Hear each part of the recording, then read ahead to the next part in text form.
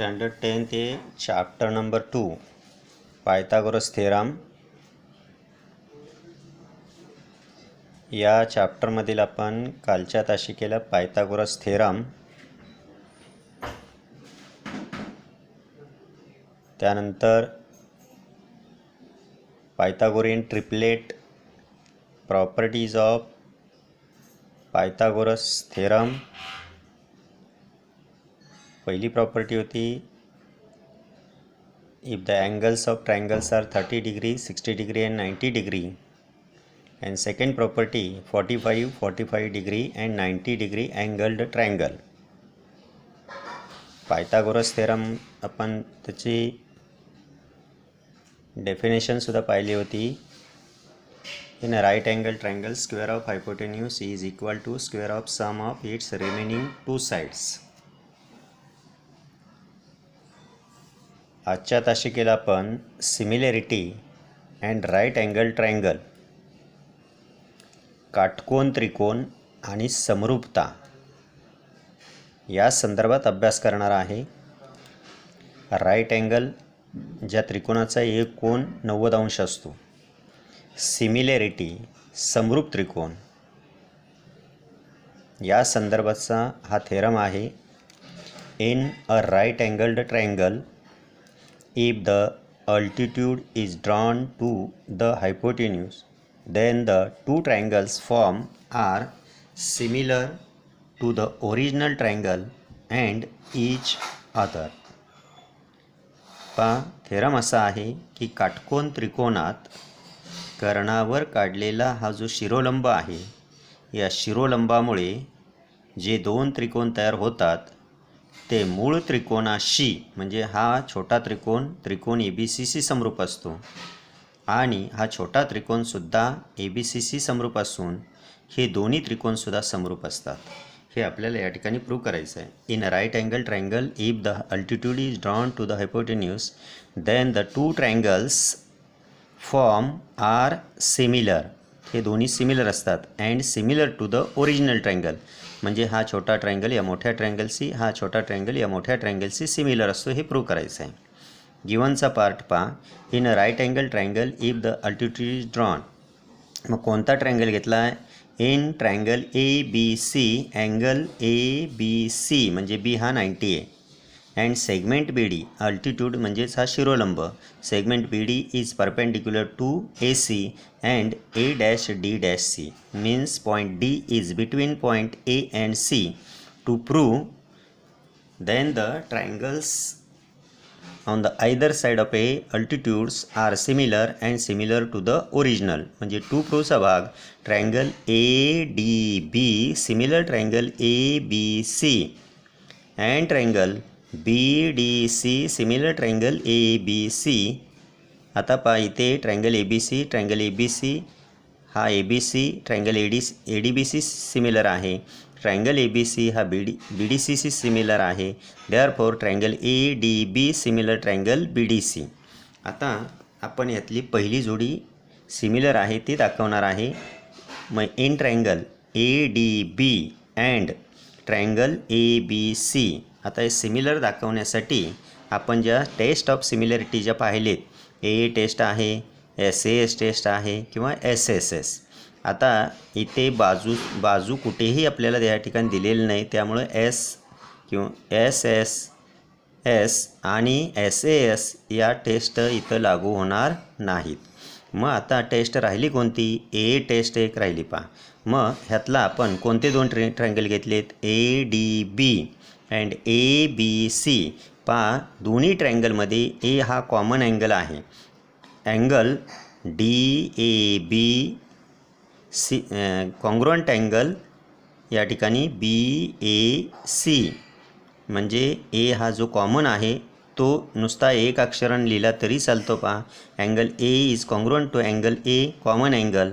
आणि परत घेताना 90 डिग्री पहिला ट्रायंगल ADB घेतला आहे म्हणून D हा 90 आहे. Angle ADB is congruent angle ABC हा each 90 degree. Therefore, two angles of one triangle are congruent to angles of second triangle. Therefore, triangle ADB similar triangle ABC, and reason is a test of similarity equation number 1. Now second pair in triangle BDC and ABC पहा हा जो C common आहे तो पहा BCD is congruent angle BCA किंवा ABC इच 90 degree. त्यानंतर मग हे दोन्ही अँगल्स आणि हे दोन्ही अँगल्स ह्या पहिल्या ट्रायंगलमधले हे दोन अँगल्स हे दुसऱ्या ट्रायंगलमधल्या दोन अँगल्सशी कॉन्ग्रुएंट आहेत आणि म्हणून हे दोन्ही ट्रायंगल जे आहेत ते ए टेस्टनुसार सिमिलर होतील. आता पहा इक्वेशन 1 आणि इक्वेशन 2 मध्ये पहा. इकडे जर पाहिलं आपण ABC आहे ABC आहे. इक्वेशन 1 मध्ये राईट साईडला ABC आहे, इक्वेशन 2 मध्ये राईट साईडला ABC आहे. मग ह्या इक्वेशन 1 आणि 2 वरून हे दोन्ही ट्रायंगलसुद्धा सिमिलर असतील. Therefore triangle ADB similar triangle BDC. म्हणून हे तिन्ही इक्वेशन या ठिकाणी आपण प्रूव्ह केलेले आहेत. पहा ADB इथे आहे पहिल्या याच्यामध्ये, त्यानंतर BDC दुसऱ्या इक्वेशनमध्ये, and from equation number 1 and 2 याच्या राईट साईडसुद्धा काय असतील सिमिलर असतील. Therefore triangle ADB similar triangle BDC similar triangle ABC. Transitivity टेस्टनुसार हे सगळे ट्रायंगल्स काय असतील सिमिलर असतील. आपण पुढचा पार्ट पाहूया. पहा next point theorem of geometric mean म्हणजे भूमिती मध्याचा गुणधर्म. पहा भूमिती मध्याचा गुणधर्म म्हणजे काय. आत्ताच आपण जो थेरम पाहिला similarity in right angle triangle, इथे सुद्धा हा ट्रायंगल PQR हा राईट अँगल ट्रायंगल आहे. And perpendicular is drawn to the hypotenuse means QS is perpendicular to hypotenuse PR. आणि हा ज्या वेळेला एखाद्या त्रिकोणामध्ये त्याच्या 90 अंशाच्या कोनातून समोरच्या बाजूवरती टाकलेला शिरोलंब असतो, त्यामुळे त्या कर्णाचे जे दोन भाग झाले त्यांचा हा भूमितीमध्ये असतो किंवा जॉमेट्रिक मीन असतो. पहा in right angle triangle the perpendicular segment to the hypotenuse from the opposite vertex is the geometric mean of the segments into which the hypotenuse is divided. म्हणजे काटकोन त्रिकोणामध्ये हा कर्णावर काढलेल्या शिरोलंबामुळे हा शिरोलंब असा काढला आहे इथे S QS is perpendicular to hypotenuse PR. आणि या शिरोलंबामुळे ह्या कर्णाचे दोन भाग झाले त्यांचा हा भूमितीमध्ये असतो. म्हणजेच या परपेंडिक्युलरचा स्क्वेअर बरोबर या दोन्ही भागाचा गुणाकार. Therefore square of QS is equal to PS into SR. हे या ठिकाणी हा थेरम काय प्रूव्ह करण्यासाठी विचारलं जात नाही. डायरेक्ट तुम्ही QS square is equal to PS into SR असं लिहिलं तरी चालतं. या तीन किमती पहा QS PS आणि SR. यापैकी तुम्हाला कुठली तरी दोन किमती देतात. QS देतील PS देतील SR काढायला सांगतील. पहा QS दिली तर QSचा वर्ग करायचा आहे, PSची किंमत ठेवा इंटू SR. हा PSची जी व्हॅल्यू आहे ती इथं मल्टिप्लिकेशनला आहे, लेफ्ट साईडला आणली तर डिवायडेड होईल. म्हणून हा वर्ग केल्यानंतर त्या संख्येला डिवाइड करा आणि SRची किंमत मिळते. किंवा SRची किंमत दिली तर तुम्ही SRची किंमत इथं ठेवू शकता आणि जी किंमत आहे तिकडे नंतर डिवायडेड होईल. किंवा या दोन किमती देतात, ही किंमत आपल्याला काढायला विचारली जाते. 2 मार्काला 3 मार्काला याच्यावरती उदाहरण विचारलं जातं. पहा आता हे सोडवायचं झालंच तर आपल्याला मगाशीच आता आपण बघितलं हे दोन्ही ट्रायंगल काय असतात. हा राईट अँगल ट्रायंगल आहे, हा परपेंडिक्युलर ड्रॉन केलेला आहे आणि त्यामुळे हे दोन्ही ट्रायंगल्स हे परस्पराशी समरूप असतात. In right angle triangle PQR segment QS is perpendicular to hypotenuse PR. Therefore by similarity of right angle triangle theorem आत्ता पाहिला आहे की सिमिलॅरिटी ऑफ राईट अँगलचा थेरम या ठिकाणी यूज केला आणि हे दोन ट्रायंगल सिमिलर असतील. ट्रायंगल QSR हा वरचा ट्रायंगल घेतला सिमिलर टू ट्रायंगल PSQ. म्हणजे हे दोन्ही ट्रायंगल सिमिलर असतील तर याच्या करस्पॉन्डिंग साईडच्या प्रपोर्शनमध्ये असतील. QS upon PS is equal to SR upon SQ. इथं क्रॉस मल्टिप्लिकेशन घ्या, QS इंटू QS आणि PS into SR, QS into QS, QS square is equal to PS into SR. Therefore segment QSC is the geometric mean of segment PS and SR. हा theorem जो आहे किंवा ही property जी आहे ती तुम्हाला उदाहरण सोडवण्यासाठी विचारली जाते. यावरती उदाहरणं कशी असतात ती आपण पाहणार आहोत. तुम्ही similarity of right angle triangle हा थेरम आणि जॉमेट्रिक मीन प्रॉपर्टी जसं आहे तसं या ठिकाणी लिहून काढायचं आहे आणि समजावून घ्यायचं आहे. अजून एक थेरम आपण महत्त्वाचा पाहणार आहोत, पायथागोरस थेरम. बघा, कालच आपण पायथागोरस थेरमच्या संदर्भात माहिती पाहिलेली होती, पण त्याचा आज आपण प्रूफ लिहिणार आहे, कारण हा परीक्षेसाठी सुद्धा 4 मार्काला विचारला जातो. पायथागोरस थेरम काल पाहिला होता, तोच थेरम इथं आहे. In a right angle triangle the square of the hypotenuse is equal to the sum of the squares of remaining 2 sides. कर्णाचा वर्ग बरोबर उरलेल्या दोन्ही बाजूंच्या वर्गांची बेरीज. In a right angle triangle, कोणता ट्रायंगल घेतला आहे? In triangle ABC, angle ABC is 90 degree. This part is given. To prove square of hypotenuse means AC square is equal to AB square plus BC square. आता इथे थोडीशी पहिला हाच एवढाच triangle असणार आहे, आपल्याला ही कन्स्ट्रक्शन करावी लागते. पहा, म्हणजे रचना करायची. Draw segment BD perpendicular to side AC and A', D', C असं लिहिलं तरी चालेल. A', D', पुढे लिहिलं आहे, इथे कॉमा द्या आणि A', D', असं लिहून घ्या. आता मघाच्याच प्रमाणे पहा, हे दोन्ही ट्रायंगल्स आणि हा छोटा ट्रायंगल या मोठ्या ट्रायंगलशी, हा छोटा ट्रायंगल या मोठ्या ट्रायंगलशी सिमिलर असणार आहे. In a right angle triangle ABC, segment BD perpendicular to hypotenuse AC.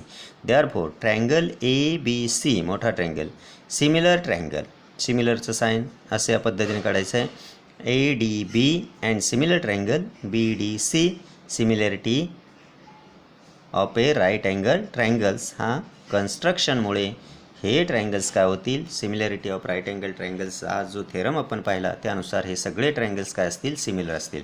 यातली पहिली पेअर घेऊया. इन ट्रायंगल ABC, म्हणजे ही triangle ABC similar triangle ADB, ही पहिली पेअर घेतली. ह्याच्या करस्पॉन्डिंग साईडच्या काय असतील? प्रपोर्शनमध्ये असतील. AB upon AD is equal to BC upon DB is equal to AC upon AB, corresponding side of similar triangles. यातली जेवढी पेअर आपल्याला पाहिजे तेवढीच घ्यायची. पहा, AB छेद AD is equal to AC छेद AB. इथे पहा, क्रॉस मल्टिप्लिकेशन करा. AB into AB square is equal to AD into AC, equation number 1. आता जसं आपण ही पहिली पेअर घेतली यातली, तशीच हा पहिला ट्रायंगल आणि शेवटचा ट्रायंगलसुद्धा सिमिलर असणार आहे, ती पेअर इथे घेतो आहे. Similarly triangle ABC, similar triangle BDC. Therefore AB upon BD is equal to BC upon DC is equal to AC upon BC.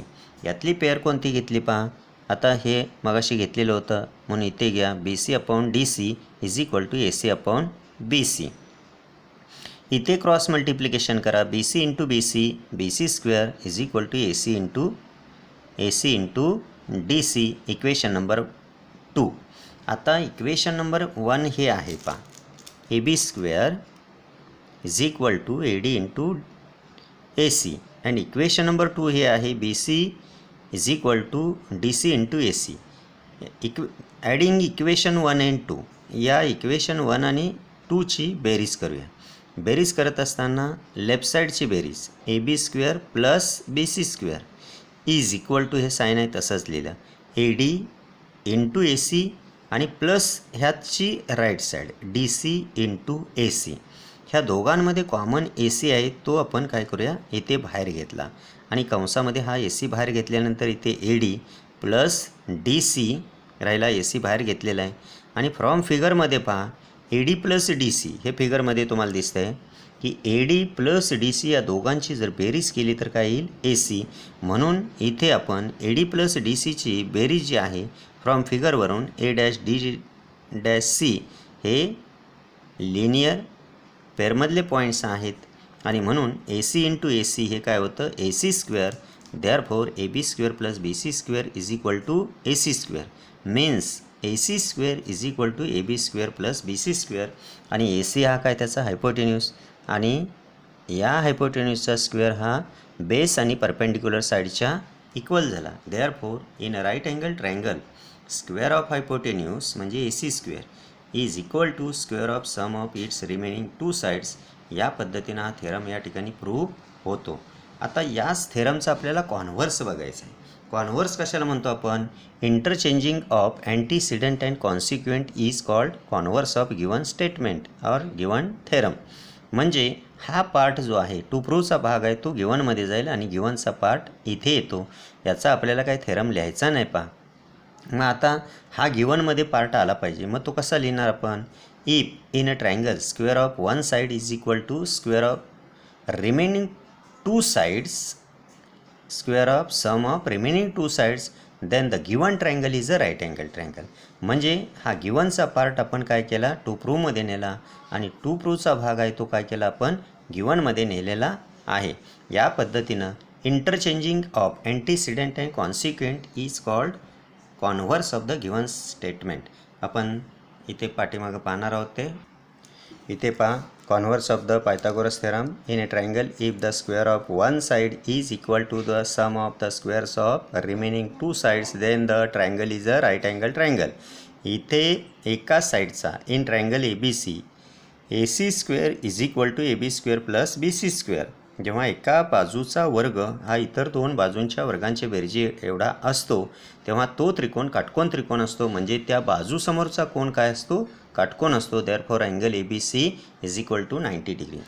या कॉन्व्हर्सवरती आपल्याला काही उदाहरणं विचारली जातात. ती कशी विचारली जातात पहा. त्रिकोणाच्या 3 बाजू अशा देतात आणि तो त्रिकोण काटकोन त्रिकोण आहे का नाही.